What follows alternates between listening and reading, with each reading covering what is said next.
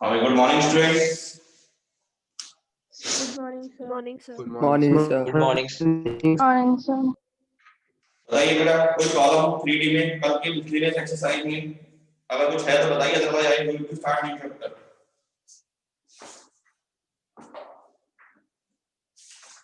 नहीं तो कोई प्रॉब्लम किसी को भी? सरयू, श्वेता, प्रतिभा, शिवी, सार्थक? No, sir. Okay, No, sir. नए चैप्टर स्टार्ट करते हैं। 6 मार्क्स का क्वेश्चन आएगा बोर्ड में, लीनियर प्रोग्रामिंग प्रॉब्लम। शॉर्ट में इसको एलपीपी बोलते हैं, लीनियर प्रोग्रामिंग प्रॉब्लम। एक मैथमेटिक्स की बहुत इंटरेस्टिंग डिवीजन है ये। जैसे हम लोग ट्रिग्नोमेट्री पढ़ते हैं, अलजेब्रा पढ़ते हैं, कोऑर्डिनेट ज्योमेट्री पढ़ते हैं, ऐसे इंडिया में 2006 में एक नई डिवीजन आई मैथमेटिक्स में जिसका नाम था ऑपरेशन रिसर्च। एक डॉक्टर एच शर्मा हमारे मैथ्स के बहुत अच्छे टीचर हैं कंट्री में हमारे, उन्होंने इसको फॉरेन कंट्री से इंडिया में देखा है। इसके अंदर बहुत कुछ हायर एजुकेशन में, पीएचडी में, एमएससी में जाके तो फिर पोस्ट ग्रेजुएट में पीएचडी भी कर रहे हैं लोग ऑपरेशन रिसर्च पर। तो फिर बहुत सारे चैप्टर्स हैं, जैसे असाइनमेंट, ऑप्टिमेशन, ट्रांसपोर्टेशन, एलोकेशन, इस तरह के बहुत सारे चैप्टर हैं। तो उसी में से एक चैप्टर है लीनियर प्रोग्रामिंग प्रॉब्लम, तो जो हमारे 2007 में हमारे सीबीएसई सिलेबस में इंक्लूड करा गया, तब से ये आज तक चल रहा है। इसके अकॉर्डिंग लीनियर प्रोग्रामिंग प्रॉब्लम क्या है, थोड़ा सा मैं इसका बेसिक बता दूं आपको। कोई फॉर्मूला नहीं, पहली बात तो इसमें क्वेश्चन करने के लिए लॉजिक प्रैक्टिस है। यहाँ पे हमारे पास सपोज हमारे पास किसी काम को करने के लिए 5 तरह की जॉब है हमारे पास,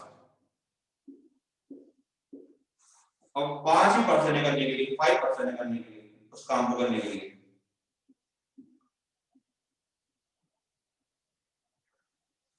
अब जैसे आप लोग पढ़ते हो, आप लोग लगभग इसके एंड में आ गए अपने मैथ्स के, तो कोई चैप्टर बड़ा अच्छा होगा आपका, किसी की मैथमेटिक्स बड़ी अच्छे से आती है, किसी को डिटरमिनेंट बड़ा अच्छे से आता होगा, किसी को इंटीग्रेशन बहुत अच्छे से आता होगा, लेकिन आप करना सब कुछ है। ऐसे ये 5% 5 काम कर सकते हैं। कोई सा भी जॉब किसी को दे दिया जाए तो ये कर सकते हैं, लेकिन कौन से पर्सन को कौन सा काम दिया जाए कि वो कम से कम टाइम में हो जाए या कम से कम कॉस्ट में हो जाए, ठीक है ना? तो किस पर्सन को कौन सी जॉब असाइन करनी है, इन चीजों को सर्च करना हमारा कहलाता है लीनियर प्रोग्रामिंग प्रॉब्लम। ठीक है भाई, बात समझ में आ गई? बोलो भाई की बात। Yes sir. Yes, sir. कोई फॉर्मूला नहीं है, कुछ नहीं है, और बहुत आसान चैप्टर है। 3 तरह के क्वेश्चन हमारे पास आएंगे इसमें, मैक्सिमाइजेशन, मिनिमाइजेशन और ट्रांसपोर्टेशन। बोर्ड में किसी से भी क्वेश्चन 6 नंबर का आ जाता है। 3 दिन का हमारा चैप्टर है। आज हम मैक्सिमाइजेशन सिखाएंगे, कल आपको मिनिमाइजेशन सिखाएंगे, परसों आपको ट्रांसपोर्टेशन सिखाएंगे। 3 दिन में हमारा ये टॉपिक कंप्लीट हो जाएगा। ठीक है स्टूडेंट, बात समझ में आ गई? अब आप लोग एनसीईआरटी निकालिए, किसी और बुक से नहीं करना है चैप्टर ये, कोई इसमें एक्स्ट्रा प्रैक्टिस नहीं, कुछ नहीं, जितने क्वेश्चन एनसीईआरटी में है वो आपने कवर कर लेने हैं। इन्हीं में से कोई घूम फिर के एग्जाम में आ जाता है, कभी कोई डिजिट चेंज नहीं होती, कुछ नहीं होता। NCERT exercise 12.2 page number 590। Question के 2 पार्ट होते हैं, ग्राफ बनाना, इक्वेशन बनाना और ग्राफ बनाना। फर्स्ट एक्सरसाइज में ग्राफ बनाने के लिए दे रखा है, वो आप 11th में ऑलरेडी पढ़ चुके हो, इसकी हमें जरूरत नहीं है। पेज 590 एक्सरसाइज 12.2 खोलिए अपने पेपर। Yes, sir. देखिए, अब जैसे कि क्वेश्चन नंबर 3 में सेकंड पार्ट की लास्ट लाइन पढ़िए। देखिए इसमें आ रहा है the word the maximum profit, आ रहा है वर्ड? देखिए द मैक्सिमम प्रॉफिट आ रहा है या नहीं आ रहा? देखिए ध्यान से बताओ भाई। है ना? Yes sir. हाँ, Yes, sir. क्वेश्चन नंबर 4 की सेकंड हाफ लाइन पढ़िए, देखिए how many package to each should be produce is to maximize, आगे मैक्सिमाइज वर्ड बोलो, ठीक है भाई। Yes, sir. ऐसे क्वेश्चन नंबर 5 की लास्ट लाइन पढ़िए, डिटरमाइन द मैक्सिमम प्रॉफिट, मिल गया है ना। ऐसी 12 पॉइंट, इसमें पहला क्वेश्चन पढ़िए, पहला क्वेश्चन की लास्ट लाइन पढ़िए, डिटरमाइन द मिनिमम कॉस्ट, आगे बढ़ने आ गया। तो क्वेश्चन 3 तरीके के हैं, मैक्सिमाइजेशन, मिनिमाइजेशन और ट्रांसपोर्टेशन, ठीक है भाई बच्चों, बात समझ में आ रही है। Yes, sir.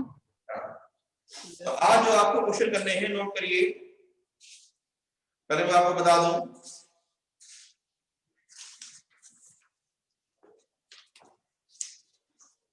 हमको बस सीधा सा तरीका, हम कोई चीज अगर खरीदने जाएंगे तो चाहेंगे मिनिमम कॉस्ट मिल जाए, और जब हम सेल करने जाएंगे तो हम चाहेंगे वो मैक्सिमम प्राइस मिल जाए। तो इस तरह के लॉजिक है। तो एग्जांपल 7 है, देखिए एग्जांपल 8 है,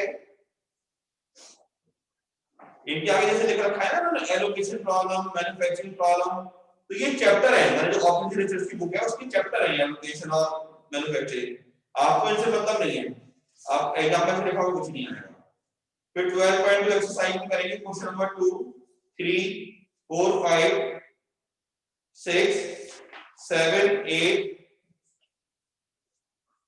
और 11। फिर आगे आइए एग्जांपल 10,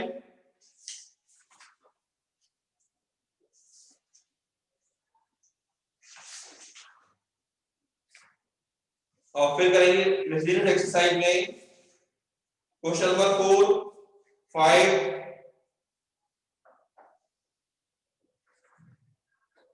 और 10। तो ये सारे क्वेश्चन हमारे आज के मैक्सिमाइजेशन के, कल मिनिमाइजेशन करेंगे। फॉर एग्जांपल ये क्वेश्चन करते हैं 519 पर पेज पर 12.2 का क्वेश्चन नंबर 5, एक बहुत बड़ा सा क्वेश्चन है, ऐसे आपके एग्जाम में आएगा क्वेश्चन पेपर में एक पेज ही क्वेश्चन छपा हुआ, आधे पेज पे इंग्लिश में और आधे पेज पे हिंदी में, तो लगता पता नहीं कितना बड़ा क्वेश्चन आ गया, लेकिन कोई बात नहीं, जितना बड़ा क्वेश्चन होगा ये उतना आपके लिए आसान है, सारी चीजें बहुत क्लियर करके दे रखी है, मान के चलिए, जितनी लैंग्वेज कम है एमपी की क्वेश्चन की, यानी दिमाग अपने पास लगाना पड़ेगा। तो करें क्वेश्चन नंबर 5 को आराम से स्टडी करें, 1 मिनट दे रहा हूं स्टडी करने के लिए क्वेश्चन को, उसके बाद मैं अपना क्वेश्चन को कराना शुरू करूंगा। स्टडी करिए पहले क्या क्या दे रखा है इसमें।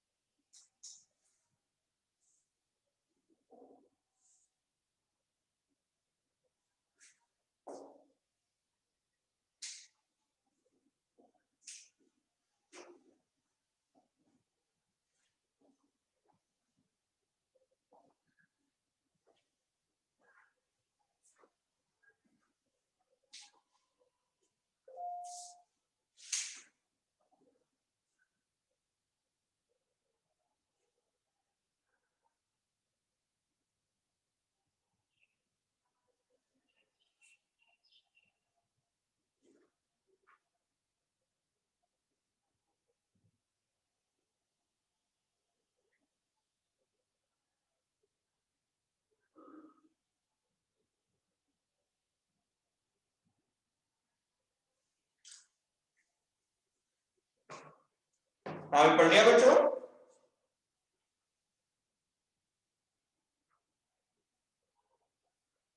Yes, sir.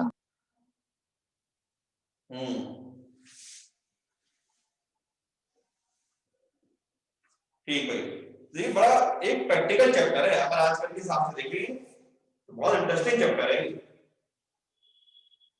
हर कंपनी का एक फिक्स सिस्टम होता है, अगर कोई साबुन बनाने वाली कंपनी की है तो उसका फिक्स है कि उसको पता है कि उसकी मशीन में कितना रॉ मटेरियल उसको मार्केट में मिल रहा है, कितना उसको आज बनाना है, या उसकी जो मशीन है उसको पता है कि ये मशीन इतने घंटे कटिंग कर सकती है, इतने घंटे में इतने कटिंग करके इतने साबुन बना सकती है। हर चीज का उनका बैलेंस सिस्टम है। कभी आप जाओ काशी का लंदन सिटी पड़ता है कि यहाँ सारी बड़ी बड़ी इंडस्ट्री एरिया है, मैं कभी गया था, मान लीजिए फैक्ट्री में होकर आया मैं, तो उनका फिक्स है कि आज कितनी बेकिंग हो रही है, कितनी बाइंडिंग हो रही है, कितनी पैकिंग हो रही है, कितना आटा मिक्स कर रहे हैं, हर चीज कितनी पैकिंग, हर चीज फिक्स है। और कौन सी मशीन कितने घंटे काम करेगी, ये नहीं कितने मशीन चला के छोड़ दूंगा आज 12 घंटे की लाइफ 10-15 घंटे चलेगी ना। उनको पता है कि मशीन इतने घंटे ही चलानी है, इससे ज्यादा वो चलाएंगे तो ये मशीन को कभी दिक्कत कर देगी और एक मशीन उनके बाद खराब हो तो पूरी चेन सप्लाई टूट जाएगी। मतलब मशीनें भी सारी कंप्यूटर की तरह वर्क कर रही है, बहुत जबरदस्त प्रोग्रामिंग होती है कंपनी की। उन्हें सब पता है कि उन्हें कितना माल बनाना है, कितना मार्केट में भेजना है, क्योंकि वो उससे कम बनाएंगे, मार्केट में डिमांड ज्यादा है तो दूसरी कंपनी को एंटर करने का मौका मिलेगा, वो उसका प्रोडक्ट खरीदना शुरू कर देंगे।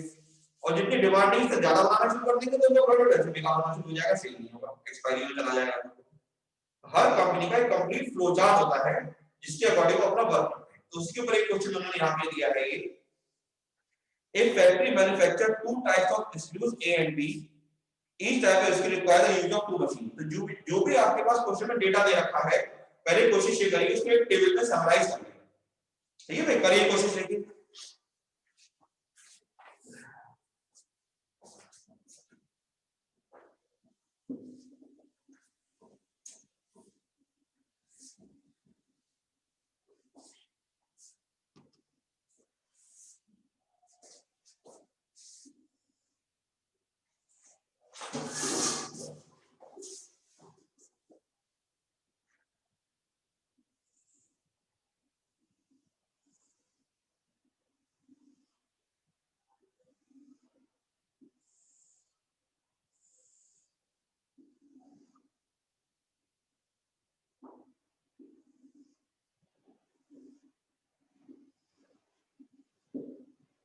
दो टाइप के स्क्रू हैं, ए और बी। ये स्क्रू ए है, इधर मशीन आ रही है। दो टाइप की मशीन है आपके पास, एक ऑटोमेटिक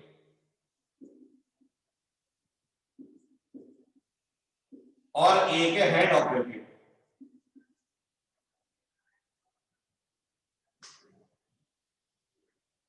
स्क्रू ए को ऑटोमेटिक मशीन पे लगते हैं 4 मिनट और हैंड ऑपरेटेड मशीन पे लगते हैं तैयार करने में 6 मिनट।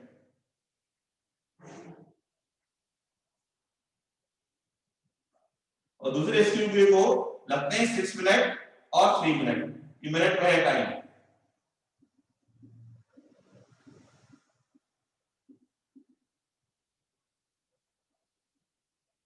ठीक है भाई, ये जो प्राइस रखा है बात की बात है। और लास्ट में उन्होंने कहीं ना दे रखा होगा मशीन की कैपेसिटी भी दे रखी होगी। Each machine is available for at the most 4 hours on a day.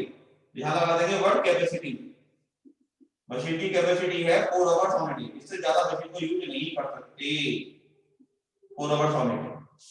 बताओ भाई, आगे सारा डेटा टेबल में नहीं आया, बताओ। Yes, sir. तो कह रहा कितने स्क्रू ईच टाइप के कंपनी बनाए जिससे कि उसका प्रॉफिट मैक्सिमम आ जाए। लेट द कंपनी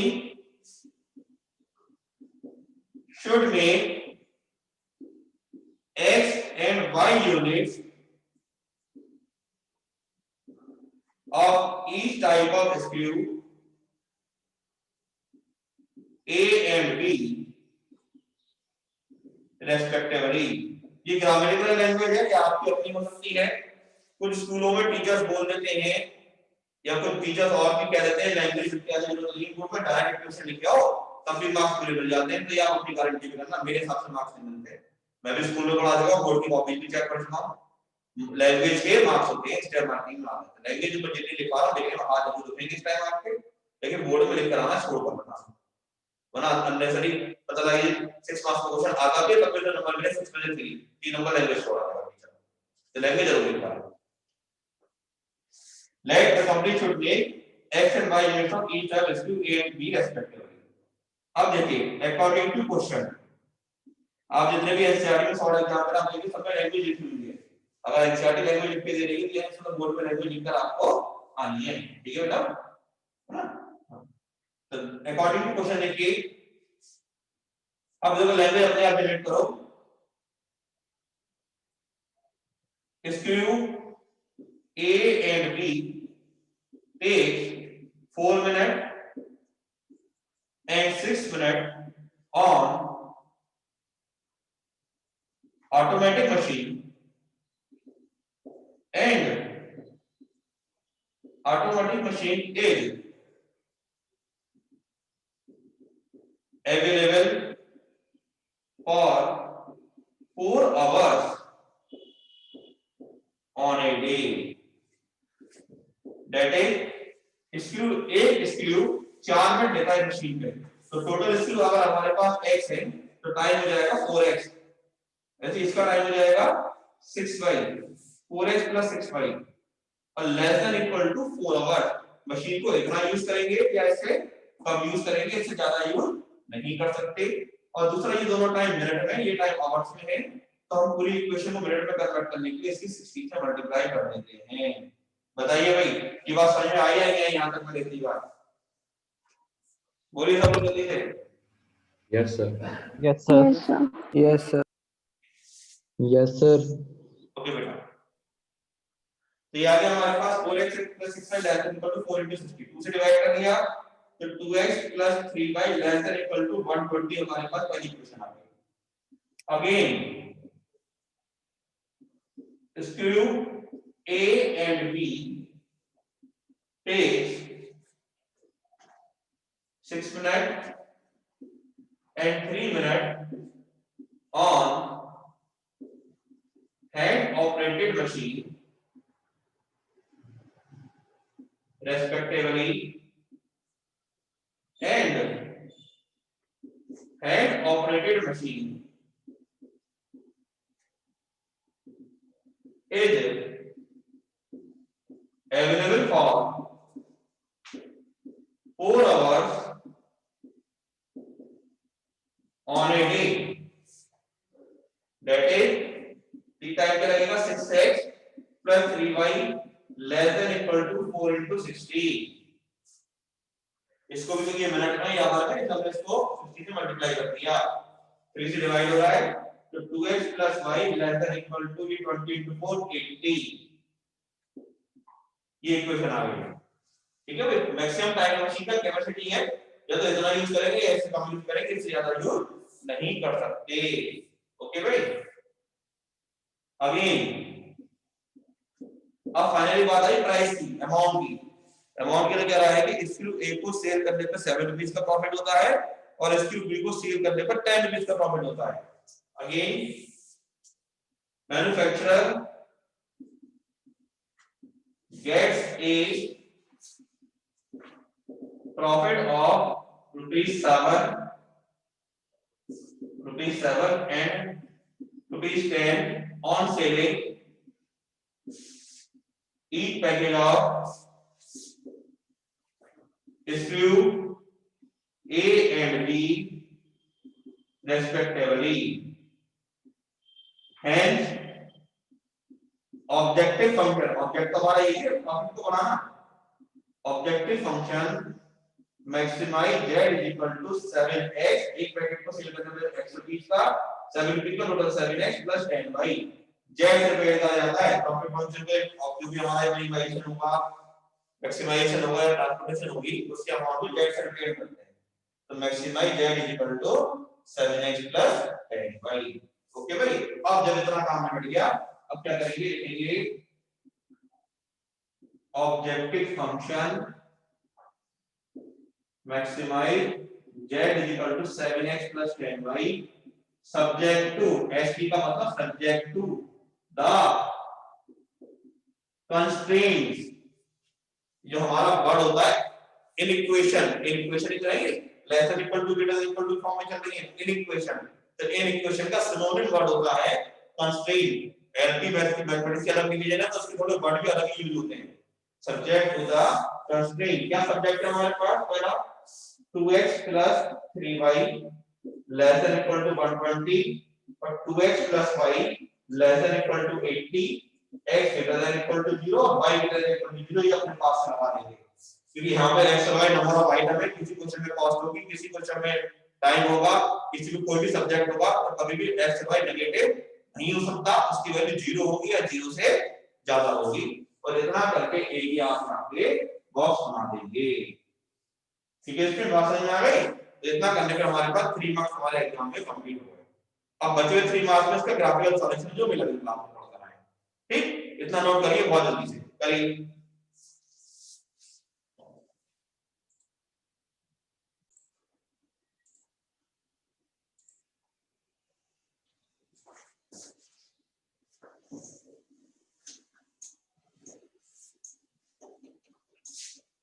आसान क्वेश्चन है, बस लंबा लग रहा होगा क्योंकि पहली बार कर रहे हैं, लेकिन बहुत ज्यादा टाइम कंज्यूमिंग नहीं है। मान लगा के करेंगे तो बोर्ड में 5 से 6 मिनट में क्वेश्चन खत्म हो जाता है जनरली, और 6 नंबर पूरे। अब इक्वेशन बनाने के बाद हम लोग हेडिंग डालेंगे ग्राफिकल सॉल्यूशन। अब आप लोग ग्राफ कॉपी निकाल लीजिए, ग्राफिकल सॉल्यूशन स्टेप 1, बिल्कुल लेवल क्लास वाले टॉपिक पे पहुंच जाएंगे। कंसीडर द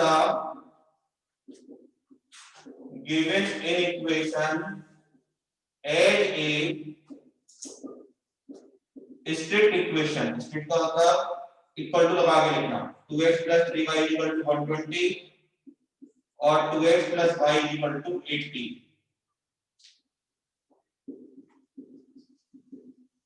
स्ट्रिक्ट इक्वेशन हो गई।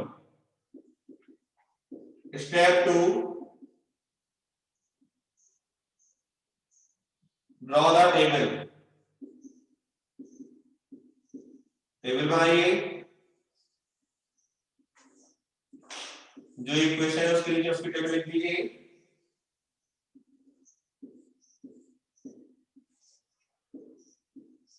हाँ, एक बार x को 0, एक बार y को 0। मैं 11th क्लास में ये बात सिखाता हूँ।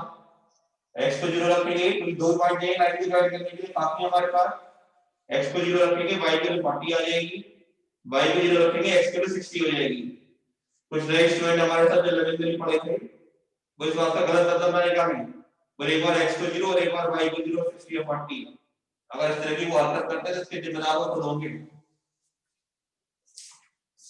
बात समझ में आ गई? Yes, sir. ऐसे दूसरे वाले में x 0 रखेंगे तो y की वैल्यू 80 आ जाएगी, और y 0 रखेंगे तो x की वैल्यू 40 आ जाएगी, और दो पॉइंट मिल गए, काफी हमारे पास। Step 3, plot the graph. Graph बनाइए,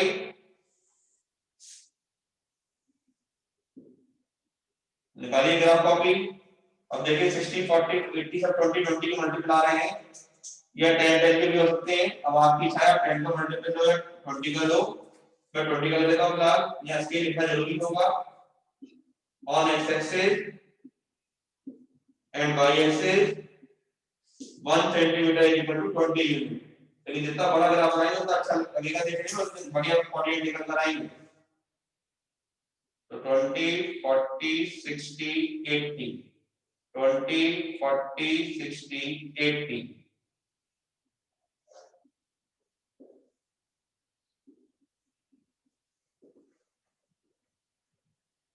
जीरो 40 येलो पॉइंट हो गया, 60 0 येलो पॉइंट हो गया। पहली लाइन ज्वाइन कर दी वही मैंने, देखो 0 80 येलो पॉइंट हो गया, 40 0 येलो पॉइंट हो गया। दूसरी लाइन ज्वाइन कर दी मैंने।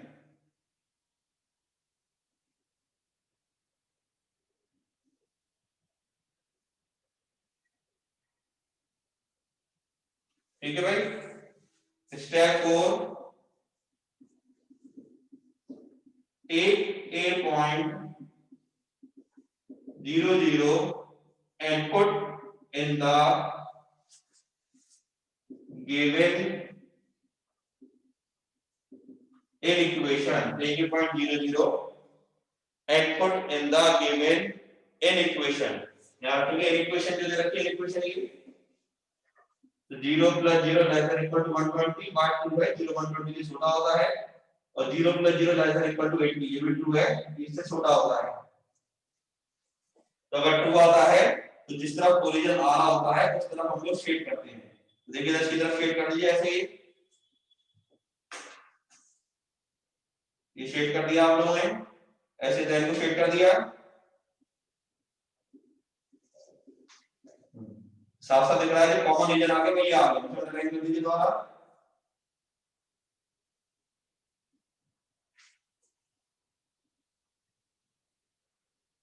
इसे अंडरलाइन कर दिया आपने, इसको नाम दे दिया O, इसे दे दिया A, इसे दे दिया B, इसे दे दिया हमने C।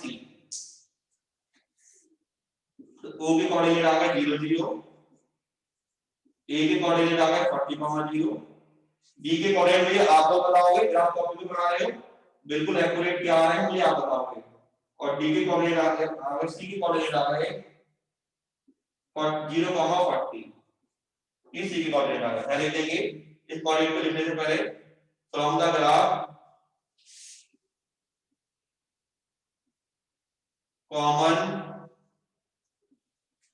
shaded region is OABC, OABC from the graph common shaded region OABC where ये O है, ये A है, B और C है। अब आप लोग मुझे जल्दी से B के कोऑर्डिनेट बताओ क्या आ रहे हैं, बताओ मैं जल्दी ग्राफ कॉपी कर।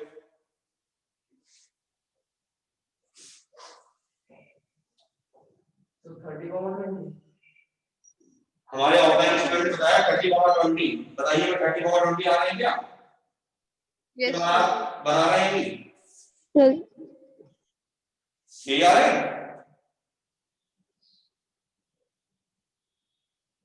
yes, sir. ठीक है, Yes, sir. तो आपके कॉलेज आ गए 30,20 ओएबीसी के। अब इन चारों पॉइंट को एक एक करके जेड पे रखेंगे। Now at O Z O point पे जेड क्या आएगा, एक्स भी 0 और वाई भी 0, यानी कि 0 अमाउंट आ गया उसका। एट ए पॉइंट पे जेड आएगा 7 × 40 प्लस 10 × 0 यानी कि 280 ऑफ रुपीस का अमाउंट आ गया उसका।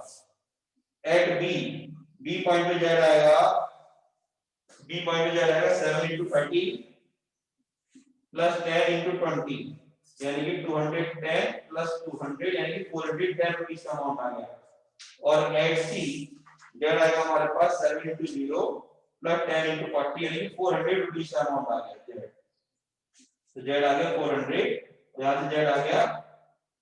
तो इन चारों में हमें चाहिए मैक्सिमाइजेशन, तो चारों में सबसे ज्यादा मैक्सिमाइजेशन अमाउंट आ रहा है 410 रुपीस का। तो इसके आगे यहाँ पे ऐसे बॉक्स बना देंगे और ऐसे एरो बना देंगे और लिखेंगे सिंपल मैक्सिमम। ठीक है भाई, जब रिवाइजेशन वाले क्वेश्चन करेंगे तो चारों में जिससे सबसे कम आएगा और हमारे आंसर को हम लोग कंसीडर कर लिया करेंगे।